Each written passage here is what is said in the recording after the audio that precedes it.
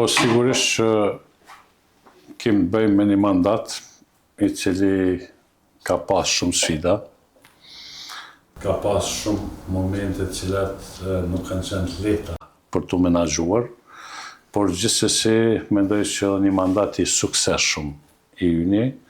për arsye se mbrana kësaj periudhe 5 vjeçare të qeverisjes tonë, si lëvizje vetëvendosën Podujevë, tashmë jemi shembull i mirë i shumë punëve të mëdha, cilat janë bërë për qytetarët tanë, shumë projekte të mëdha dhe një shtys drejt një zhvillimi të qëndrueshëm ekonomik për komunën e Podujevës, sepse gjatë kohë ka qenë një periudhë e një stagnimi në shumë fusha zhvillimi. Prandaj mendoj që ky mandat ka qenë ai i cili tashmë po i hap rrugë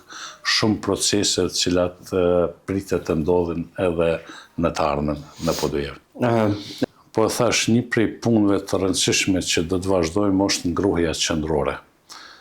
Komuna e Podujevës deri sot nuk e ka të zgjidhur çështjen e ngrohjes qendrore për objektet kolektive brenda qytetit Podujevës. Prandaj shpresojmë shumë që mandati i ardhshëm 4 vjeçar do ta zgjidhë këtë problem. Sigurisht që do të vazhdohet me investimet në ujë të pijshëm dhe përmirësimin e gjendjes, derisa nuk bëhet i plot projekti i akumulacionit të Pollates, i cili do të jetë zgjidhje afatgjate për gjithë qytetarët tanë dhe jo vetëm me furnizim të ujit, po madje një pjesë e sasisë së ujit do të shfrytëzohet edhe për ujitjen e sipërfaqes bujqësore, ndërsa sigurisht që do të vazhdojnë punët e ndryshme, qoftë ato nëntokësore, qoftë sipërfaqësore, me qëllimin vetëm që të përmirësohet jeta e qytetarëve. E kemi gjetë Podujevën me një qendër publike, po mbyllë mandatin ton me 8 të reja, që do të thonë 5 tashmë funksionale, 3 të tjera në proces të përmbylljes së punimeve dhe e kemi ndërtuar dikun 10 objekte shkollore, 5 palestra sportive dhe kemi gjetë buxhetin e arsimit për shpenzime kapitale ose investime kapitale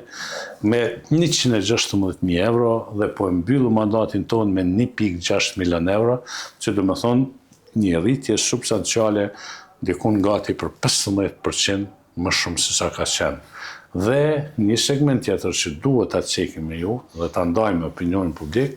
është kemi gjetë 50.000 euro mjete buxhetore të ndara për bursa, për student, dhe po mbyllëm mandatin ton me 120.000 euro bursa, ose në total, gjatë kësaj periudhe kohore, mbi gjysmë milioni euro,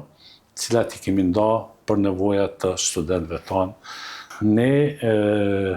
si institucione lokale, kemi pas një vëmendje të shtuar edhe në këtë aspekt, me qëllim të thithjes së investimeve dhe kthimin e bizneseve për të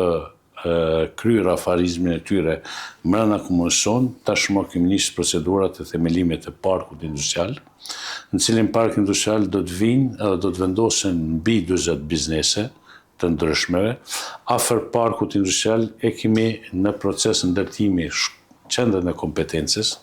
ku nxënësit tanë do të kenë mundësi që të lidhen me tregun e punës, me bizneset cilat do të afarojnë brenda parkut